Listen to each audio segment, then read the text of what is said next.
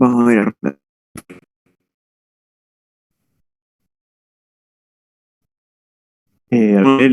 la primera que se me corta siempre con la barra arriba.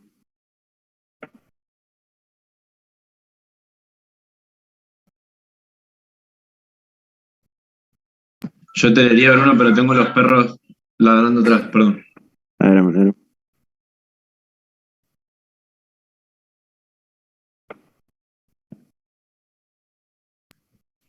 Yo lo escuché trabado, no sé ustedes.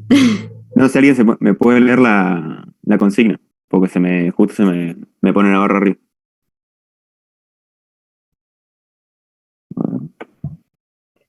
Yo leo. Describa la relación estructura-función del páncreas relacionada con la liberación de sus hormonas. Modelice un islote, incorpore todas las señales neuronales y endocrinas que reciben sus células. ¿Recuerdan cómo estaban divididos los islotes de Langerhans del páncreas o no? ¿Qué células tenía y eso? ¿Y la función que tenían?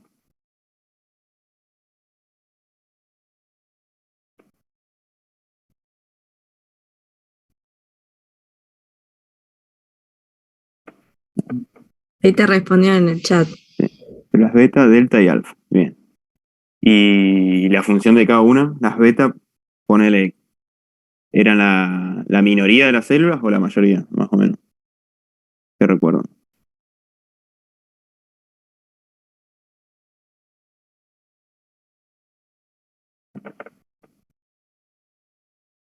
En cantidad, así a nivel del islote. Si recuerdan más o menos qué cantidad había, si era más de un tipo, de las alfa, de las beta o de las delta. ¿Recuerdan? O la función por lo menos. Yo me acuerdo que secretaba cada una, pero no, no la Sí, cantidad. la otra es lo de menos. A ver, la función. Las betas secretan insulina, las alfa glucagón y las delta somatostatina, ¿era? Bien, buenísimo. Y la proporción en su mayoría va a tener mayor de concentración así poblacional, van a ser las beta, que era mayor, en un 70-75%, las alfas un 20% y las delta eran de un 5%. Y más o menos recuerdan lo que hacían cada tipo de las hormonas esas que iban a liberar, que dijiste, insulina, glucagón y somatostatina, o por lo menos así como la función principal que iban a tener.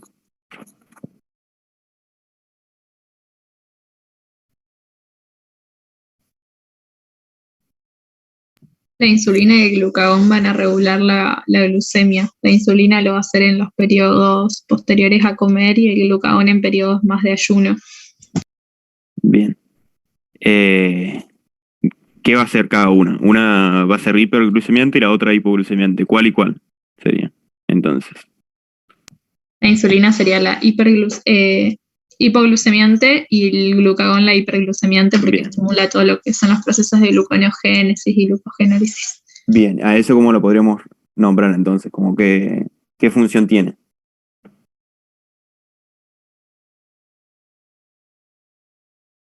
La regulación de la homeostasis de la glucosa. Bien, pero así, si lo tenemos que dividir entre, se los digo, anabólica o catabólica. ¿Cuál sería más o menos? ¿Cuál sería? La insulina estimula todos los... Uy, perdón, estaba comiendo. Sí. La No, insulina estimula todos los procesos anabólicos y el glucagón todos los procesos catabólicos. ¿Regulan? ¿Decís? Estimulan. Bien. Bien.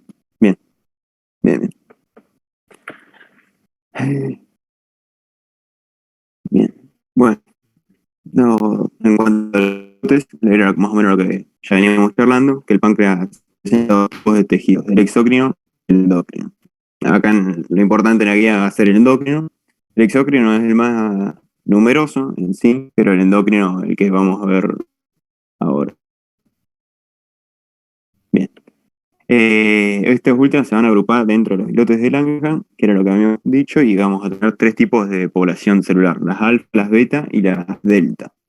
Como habíamos dicho, las beta eran las encargadas de liberar la insulina, mientras que las productoras de glucagón y las delta las de somatostatina. Y algo importante que nos va a servir, esto que les había marcado acá, chicos, es de la irrigación, que va desde central, que es donde se encuentran principalmente las células beta, hacia periférico, del islote, que es donde se encuentran las células. Bien.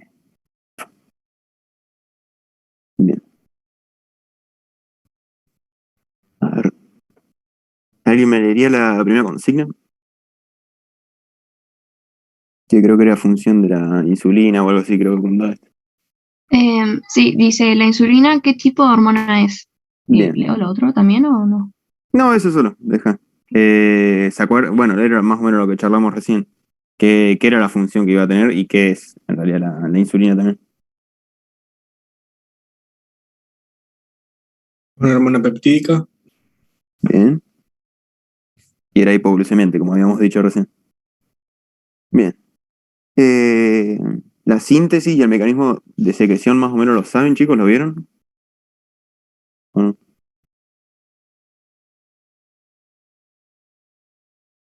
Yo por lo que entendí, primero como que se sintetiza una prehormona con una secuencia como líder o péptido señal que va a ser hidrolizada por una enzima y de ahí se pasa a como proinsulina. Esta proinsulina también se vuelve a cortar o hidrolizar y de ahí sale la insulina y el péptido C. Bien, buenísimo. ¿Y todo eso dónde ocurriría mayoritariamente? ¿Recuerdan? En el retículo endoplasmático. Bien, sí, sí, buenísimo. ¿Por qué? Porque era una proteína, como he dicho. Un polipéptido. Más adelante. ¿Y el mecanismo de secreción más o menos lo saben? Ahí era dependiente de glucosa. En los periodos postprandial, cuando aumenta la concentración de glucosa, entra a las células beta del páncreas y va a lo que sería formación de ATP. Y de ahí, en ese pasito después del ATP, no me acuerdo bien, pero bueno, era como que estimulaba a la síntesis y después a su secreción. Bien. Lo que generaría, bueno, pasamos al dibujito un poco más lindo, sería, como dijo Isaac, un aumento en el ATP que te va a generar la inhibición de los canales de potasio de las células beta del páncreas. Esa inhibición va a generar que a nivel de las células beta aumente el potasio intracelular, que va a generar la despolarización de los canales de sodio voltaje dependiente que tienen estas células. Va a aumentar así el calcio dentro de estas células y va a generar la exocitosis de las vesículas que contenían la insulina y el péptido C. Y hay un paso que es el más importante tal vez en este mecanismo, que es que ni bien ingresa la glucemia, la glucosa a la célula, las células beta lo que van a generar va a ser la oxidación de esa glucosa para impedir que salga la glucosa de la célula.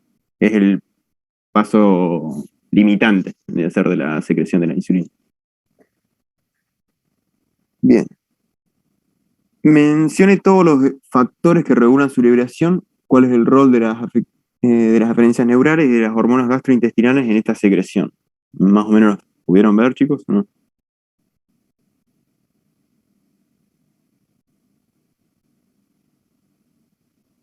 Como que va a estar regulado por lo que es, en primer lugar, la glucemia. Después también va a tener regulaciones por parte de los aminoácidos, hormonas gastrointestinales y estimulación del sistema nervioso autónomo. ¿Qué parte del autónomo? Lo que es tanto el parasimpático como el simpático ejercen acción, pero puntualmente el parasimpático promueve la liberación de insulina y el simpático la anula. O la disminuye en realidad, no la anula. Inhibe la liberación. Bien. ¿Y por qué piensan más o menos eso? ¿Por qué podría llegar a ser? Por la situación en la que, o sea, porque si está activo el parasimpático, por ahí es en una situación de periodo postprandial, o sea, acabaste de comer y estás, no sé, en un reposo. En cambio, si por ahí está activado el simpático, estás o en una situación de estrés, por ejemplo, estás corriendo, o no sé, o cualquier cosa que te genere una situación de vida y peligro, como lo venimos diciendo el primer año, no sé, ponele. Buenísimo. Bien. Y entonces vas a necesitar la mayor cantidad de glucosa necesaria para salir corriendo, por así decir, como en primer año nos decían después de que te persiga un león. Bien, como dijeron bien los dos, recién. Entonces vamos a tener que la estimulación de la liberación de la insulina va a ser por el sistema nervioso parasimpático, por la CCK, por la hiperglucemia, principalmente, va a ser el principal estímulo, y por el aumento de por las concentraciones altas de aminoácidos. Y la inhibición sería por el simpático, por la hipoglucemia, y por las bajas concentraciones de aminoácidos, y por la somatostatina, que era la liberación de las células delta. Y se va a relacionar con procesos anabólicos, como habíamos dicho antes. La dinámica de la liberación de la insulina. ¿Pudieron ver el gráfico ese o no? ¿Y por qué tiene esa forma particular?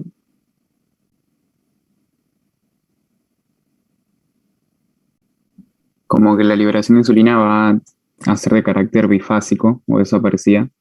Eh, Como que en los primeros 3 a 5 minutos, posterior a la ingesta de altas cantidades de hidrato de carbono, se da un primer pico de liberación de insulina y después empieza a decrecer para iniciar después un segundo ascenso hasta un punto de meseta.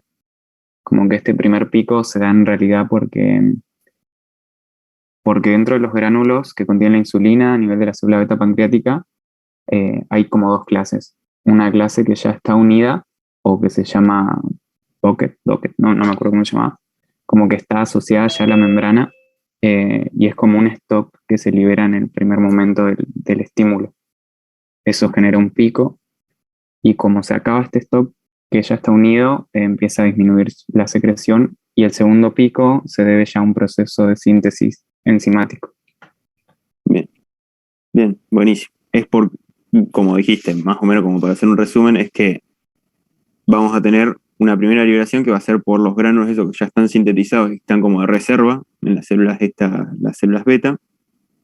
Y después vamos a tener una síntesis de novo, por así decir, de insulina.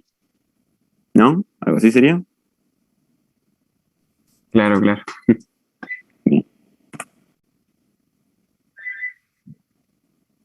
Por eso que tenemos los dos picos. El primer pico, que sería de esta liberación de la glucosa ya sintetizada y guardada en los gránulos, y el segundo pico, que sería esa insulina que se libera, que fue sintetizada de nuevo, por así decirlo. Y bueno, esta es medio para la pregunta esta. Señale la vía media, transporte y mecanismo de destrucción de la insulina. Más o menos lo pudieron ver. El gran mecanismo de destrucción es algo...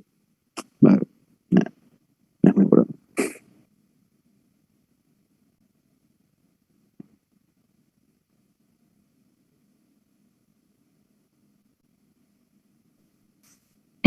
Creo que la vida media iba de 4 a 6 horas, una cosa así, y bueno, el transporte es una hormona peptídica, entonces anda libre en circulación.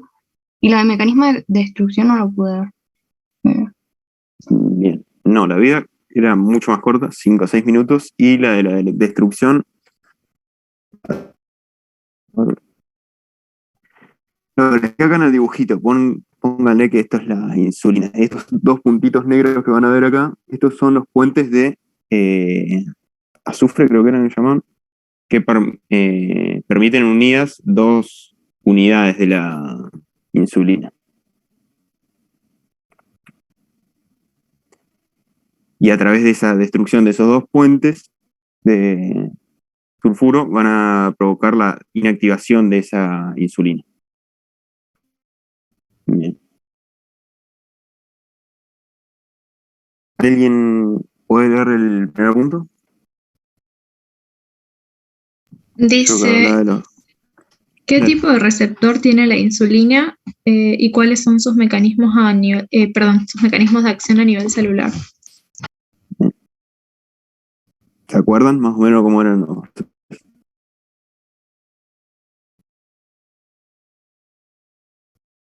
Es un receptor transmembrana con actividad tirosinquinasa. Bien.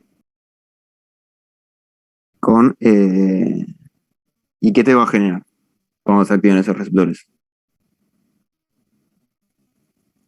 Primero se van a dimerizar, se van a autofosforilar y van a empezar a fosforilar otras proteínas que van a formar o sea, van a hacer una cascada de fosforilaciones. Bien. Que te pueden llegar a desencadenar varias acciones, o no, por así decirlo. Esa cascada. O generar una sola actividad. No, como que promueven, o sea, dentro de todos los, como que los sustratos de acción, van a, no sé, iniciar vías de síntesis para enzimas metabólicas y un montón de maquinaria necesaria para el cambio de perfil metabólico que genera la insulina. Bien, y si tiene muchas funciones, así ese receptor, ¿qué le podemos decir? ¿Qué es ese receptor? Pleiotrópico. Bien, buenísimo. Que es que tiene varias acciones. Bueno, y en cuanto a la acción, ¿qué es lo que van a generar en las células? La mayoría de esas así, funcionales que tienen. No tiene función. En los tejidos que dependen de insulina, se va a promover la utilización de la insulina. Por ejemplo, el músculo, cuando está presente la insulina, va a utilizarla, digamos, porque en realidad lo preferencial para el músculo no es la insulina, sino que son los ácidos grasos, perdón, la glucosa, pero cuando está la insulina presente, sí la empieza a utilizar. Bien. Y previo a eso, ¿qué va a generar? Expresión de los canales GLUT4 en el tejido adiposo.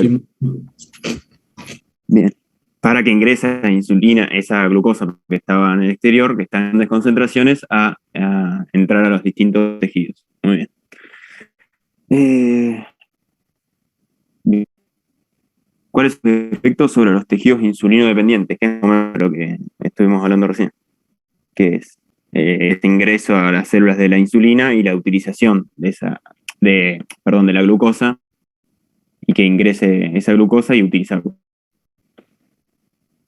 a través de estos GLUT4. Bien. ¿Por qué existen tejidos que no dependen de la insulina y cuáles son? Por ejemplo, el cerebro no depende de la presencia o no de insulina. Siempre va a estar requiriendo glucosa. Entonces, si dependiera de la insulina, fluctuaría su utilización y bueno, por ahí las células nerviosas tendrían problemas. Bien. Sí, pues son muy lábiles. Muy bien. Sí, bien. Excelente.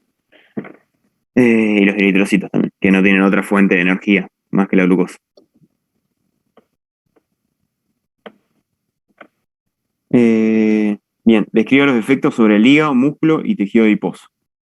Sobre el hígado, ¿recuerdan más o menos qué era lo que hacía la insulina?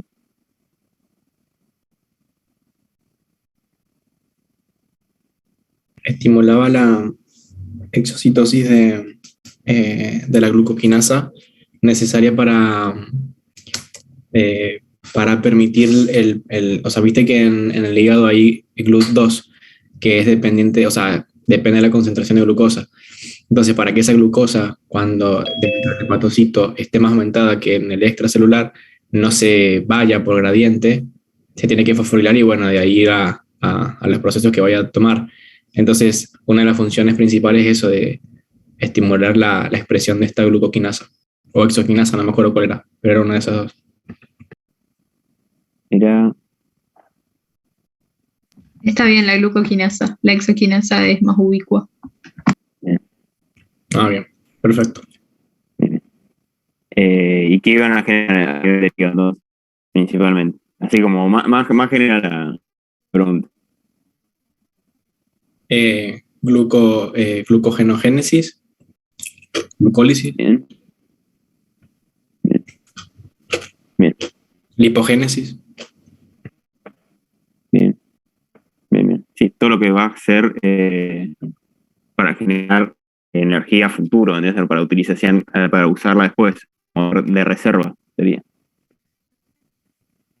¿Y va a inhibir qué entonces? Después. Va a activar una parte y después, por otro lado, va a contrarrestar otros efectos a nivel del hígado. ¿Qué sería?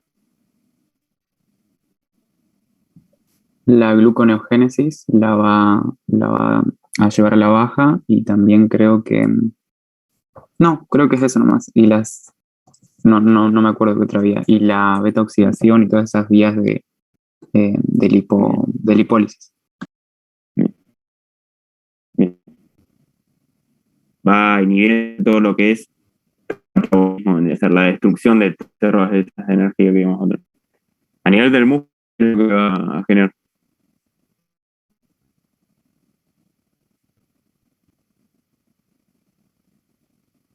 Eso es lo que dijo Aldana, de aumento de la captación de glucosa y su utilización. Y bueno, también aumento de la captación de aminoácidos. Y bueno, síntesis de proteínas también. Bien. Más o menos lo mismo. Bien, y glucosa. Bien. Y en tejido adiposo también más o menos lo que habían dicho antes, que era la formación de tejido adiposo.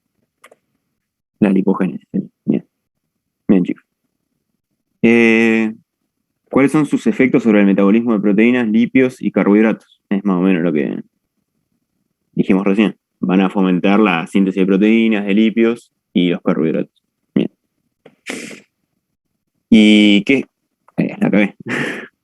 ¿Qué es el péptido C y cuál es su valor normal y su implicación clínica? Acá lo importante que es el péptido C y qué es la implicancia clínica. ¿Para qué nos va a servir en la práctica clínica?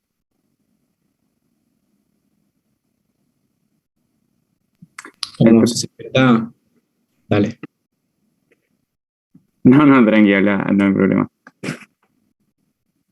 Como se secreta en cantidades equimolares la insulina, por ahí te da una idea de la función de la célula beta. Y bueno, ¿qué es el péptido C? Aminoácidos, no sé, una molécula. Es un producto peptídico, vendría a ser de la síntesis propia de la insulina. ¿Se acuerdan que veníamos de antes de preproinsulina, proinsulina y la insulina más el péptido C? Y por eso es importante que lo podemos dosar y podemos saber cómo están funcionando esas células beta. Bien, es un producto peptídico de la síntesis de la insulina con valores normales de 0,5 a 2,7 nanogramos mililitro y clínicamente sirve para evaluar la función de las células beta de los islotes. Bien, chicos. Brunito, Sí. quería preguntarles, ahí respecto, chicos, del tejido adiposo, que tal cual, o sea, la insulina estimula la lipogénesis, pero ¿saben más o menos a partir de qué? O sea, la glucosa entra por los GLUT4 y demás. ¿Y qué pasa con la glucosa? ¿Qué está almacenado en el tejido adiposo normalmente y cómo se llega a través de la glucosa a eso? ¿O cuál es el aporte de la glucosa a ese sustrato final que almacena?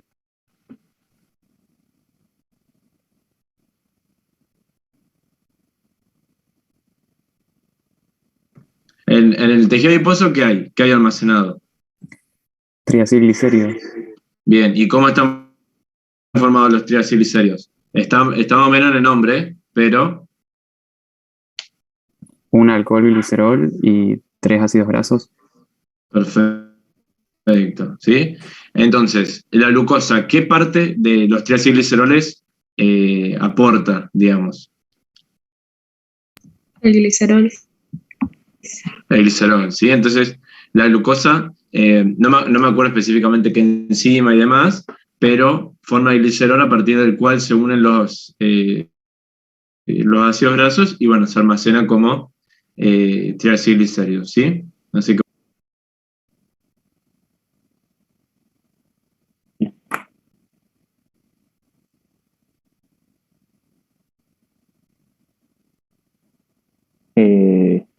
¿Alguien me leería la pregunta, la primera?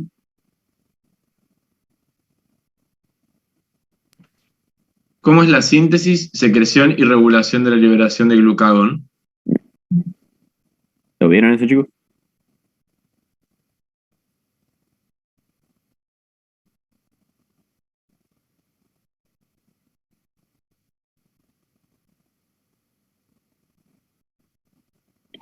Yo lo que vi es que primero teníamos una molécula de proglucagón y que después se activaba y entre muchas cosas que quedaba el glucagón para formarse.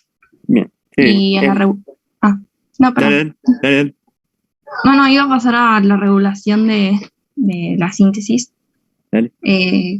supuestamente el estímulo sería las bajas concentraciones de glucosa o que haya altas concentraciones de catecolaminas, y también decía que, bueno, o sea, por esto el simpático lo estaría estimulando, y supuestamente también lo estimula el péptido inhibidor gástrico.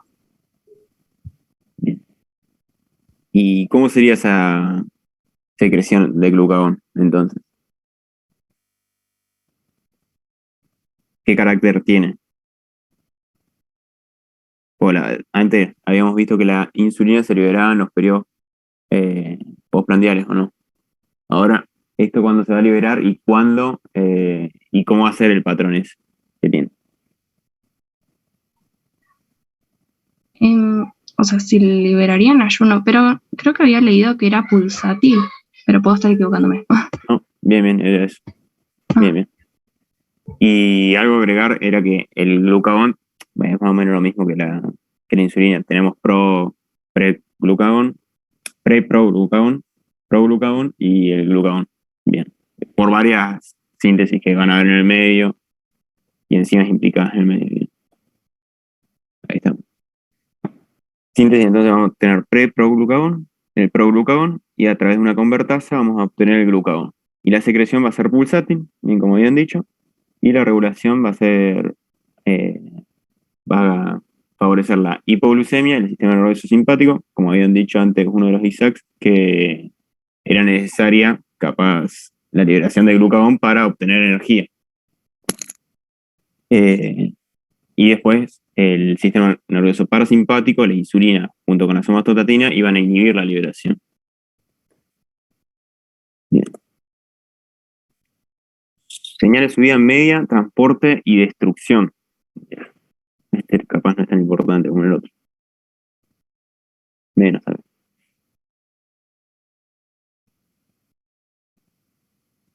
No, no, ni idea. Está bien, no importa. ¿Alguien? Si no, lo leemos ahora. Pero no era tan importante. Yo vi lo de la vida media y transporte. La vida era de 5 minutos, creo, y el transporte, bueno, libre. Pero la de la destrucción no lo vi. Bien. Vía, bien, como le dijiste, libre también. Y es inactivada a nivel hepático y renal. Bien, a través de distintos procesos metabólicos. Describa su mecanismo de acción a nivel celular y funciones. ¿Se acuerdan más o menos qué era lo que provocaban y eso? A nivel celular había leído un poco que está acoplado tanto a proteína GS como a GQ, dependiendo del tejido. En caso de que fuera proteína GS, bueno, había aumento de la AMP, una estimulación de la adenilatoxiclasa con aumento del AMP cíclico, y ese segundo mensajero estimulaba la fosforilación de las diferentes enzimas implicadas en el metabolismo de la glucosa. Y bueno, y después con la GQ tenemos los otros mensajeros que son el IP3 y el DAC, pero bueno, ese no leí muy bien de lo que hacía. Y básicamente, en cuanto a las funciones, lo contrario a la glucosa, glucogenólisis, glucogenólisis, lipólisis, todo lo que sea de catabolismo, digamos, proteólisis, y todo esto para tener sustratos para formar glucosa de nuevo también. Vamos a tener entonces, a nivel de los hepatocitos, las proteínas GQS, GQ o GS, cualquiera de las dos, y en el tejido adiposo, la GS. Y bien, como dijo Isaac, lo que va a generarse es todos procesos catabólicos para la obtención así de distintos metabolitos para la síntesis de glucosa. O lo que está necesitando el cuerpo en ese momento es glucosa, pues lo que va a generar la liberación de glucagón va a ser la hipoglucemia. Bien, entonces las funciones iban a ser glucogenólisis, gluconeogénesis hepática, que era lo que veíamos acá en este gráfico, lipólisis, para la obtención de distintos metabolitos para la síntesis a nivel hepático de glucosa, proteólisis, que también era iba a generar los aminoácidos, acá no lo dibujé, pero también nos va a dar los aminoácidos a través de la proteólisis a nivel del tejido muscular y aumenta también el inotropía. ¿Cómo es su interacción con la insulina? ¿Lo vieron eso?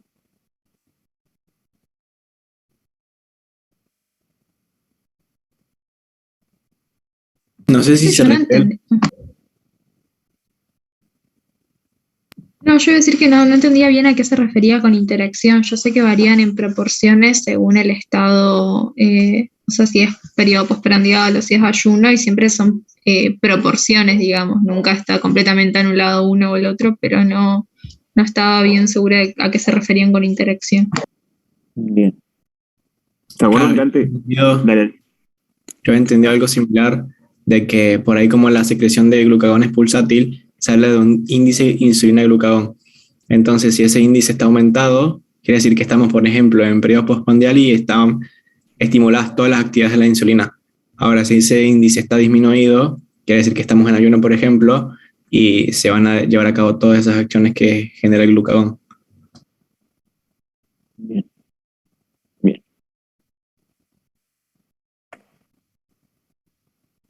¿No por acá? Sí, bien. Recuerda que acá le había puesto regulación de la liberación y va a estar como inhibición de las células alfa que van a liberar glucagón, la insulina. Y como habíamos visto al principio, la irrigación, de hacer de los islotes, íbamos a tener que primero la sangre iba a pasar por las células beta y luego por las células alfa. Lo que va a hacer esto, nos va a ayudar, es que primero la sangre pase por estas células beta y en caso de tener una hipoglucemia, va a generar que estas células beta no liberen insulina. Por lo cual va a llegar esta sangre con hipoglucemia a las células alfa a que liberen glucagón. Y como no se liberó insulina, no va a haber la inhibición por parte de la insulina a nivel de las células alfa. Es más o menos eso también lo que se veía en este punto.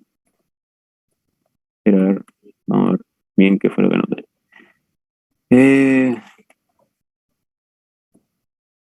Bien, cuando esté la insulina alta, el glucagón va a estar bajo, mientras que cuando está la insulina baja, el glucagón va a estar elevado. La insulina, al actuar sobre sus receptores a nivel de las células alfa, va a provocar, por un lado, hiperpolarización de la membrana mediada por los canales potasio ATP, y por otro, trasloca hacia la membrana células de receptores tipo A de ácido gamma aminobutírico, GABA también, el cual responde al GABA secretado por las células beta, favoreciendo la hiperpolarización de la membrana y suprimiendo la secreción de glucagón. ¿Lo entendieron más o menos eso o no, chicos? Más lo que les expliqué en el dibujo arriba.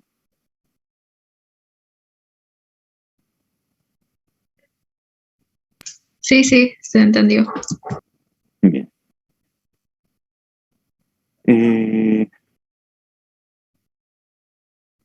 Bueno. No le puse animación. Perdón.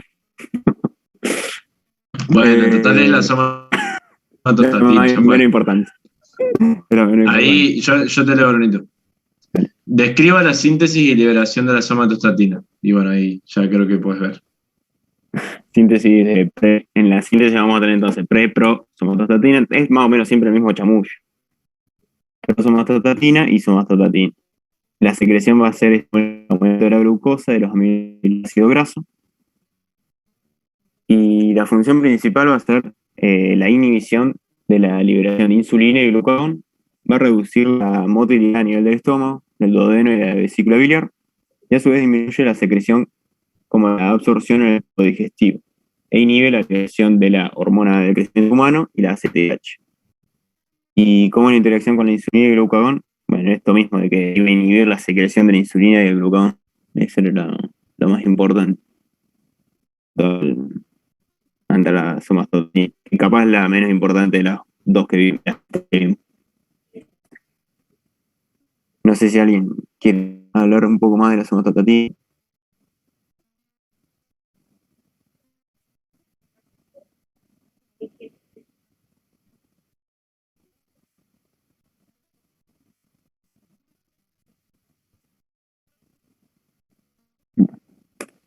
Y el último punto creo que era como un resumen de todo en general de lo que ya habíamos visto antes.